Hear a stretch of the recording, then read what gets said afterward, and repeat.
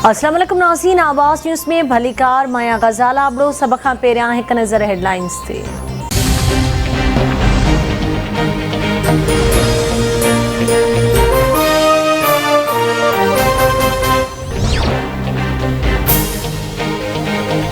हुकूमत संभालण बाद केतिरनि चैलेंजिस के मुंहुं ॾियणो पियो। असां सभु मुतफ़िक़ आहियूं त हुकूमत पंहिंजा 14 महीना मुदो पूरो कंदी।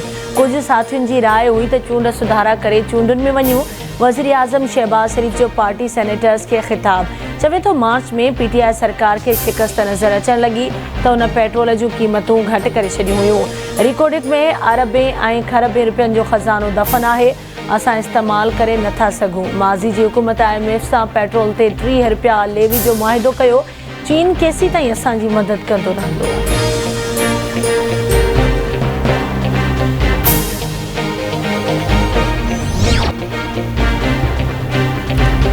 पेट्रोल जूं क़ीमतूं वधाए पाकिस्तान खे ॾेवालो थियण खां बचायो आहे। IMF सां छा ते अघ भराई थी आहे। यकीन ॾियारियां थो त जेकॾहिं आलमी सतह ते तेल सस्तो थियो आहे त पाकिस्तान में जेको करे सघियासीं त कंदासीं। वज़ीर आज़म जे पुट जी कंपनी ते बि टैक्स लॻायो आहे। चीन सां थियल मुआहिदे बाद 1 या 2 ॾींहनि में रक़म पाकिस्तान खे मिली वेंदी। चीन $2.5 बिलियन ॾियण लाइ तयारु आहे। नाणे वारे वफ़ाक़ी वज़ीर मिफ्ता इस्माइल जी वफ़ाक़ी वज़ीर मरियम औरंगज़ेब सां गॾियल प्रेस कॉन्फ्रेंस चई उमीद त सुभाणे ताईं रक़म मिली वेंदी। असां तारीख़ बजट पेश कई, कंहिं बि क़िस्म जी वाधू टैक्स नाहे लॻाई। शुगर मिल्स ते टैक्स वधाए रहिया आहियूं। अमीर माण्हुनि ते वधीक टैक्स लॻाई वेंदी। गुज़िरियल हुकूमत जेतिरा बि टैक्स लॻाया उन सां ग़रीब माण्हू मुतासिर थियो। इमरान ख़ान मुल्क में 120 अरब रुपयनि जो ख़सारो छॾे वियो। 2 या 3 महीननि दौरान ॾुखियाईनि ते ज़ाब्तो आणींदासीं।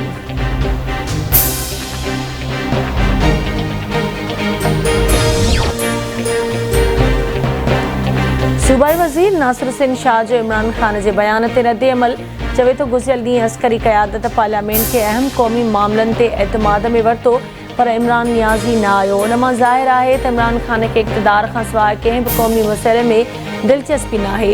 इमरान नियाज़ी सियासी अमल बदिरां न्यूट्रल तरफ़ इक़्तिदार हासिल करण लाइ मिनतूं करे रहियो आहे। इतिहादी हुकूमत मुल्क खे मुआशी बहरान मां कढण लाइ IMF ऐं चीन खां कर्ज़ वठण में कामयाब थी। सूबाई वज़ीर शर्जील इनाम मेमन जो चवणो हो त अॻूणी हुकूमत सियासी मुखालफ़नि खे इंतकाम जो निशानो बणायो। इमरान ख़ान जमहूरियत जो मास पातो। उन जो जहिड़ो ॿियो को बि डिक्टेटर नाहे। नियाज़ी सभिनी सां झेड़ो करे मुल्क में ॾफेड़ पैदा करणु चाहे थो। अॻूणे वफ़ाक़ी घरू वज़ीर शेख रशीद चयो आहे त परवेज़ मुशर्रफ जो ॾे वापसि अचण खां इनकार नवाज़ शरीफ़ लाइ रंडक बणिजी वियो आहे। साम्राजी अलमीअ जे ग़लति अंदाज़े नून लीग जी सियासत एस्टेब्लिशमेंट ऐं अदालत जे वक़ार खे सख़्तु नुक़सानु आहे। असुल बजट ईंदी त ख़बर पइजी वेंदी। मईशत वेंटिलेटर ते ऐं सियासी निज़ाम ICU में आहे। समुंड पार पाकिस्तानियुनि खां वोट जो हक़ फुरण ऐं नेब कानून में पंहिंजनि केसनि लाइ तरमीम करणु क़ौमी ॾोह आहे। करप्ट ऐं चोरनि खे मढ़ियो वियो आहे। मुल्क अफ़वाहनि जे घेरे में आहे। जुलाई में बिजली ऐं गैस जा बिल आया त क़यामत अची वेंदी।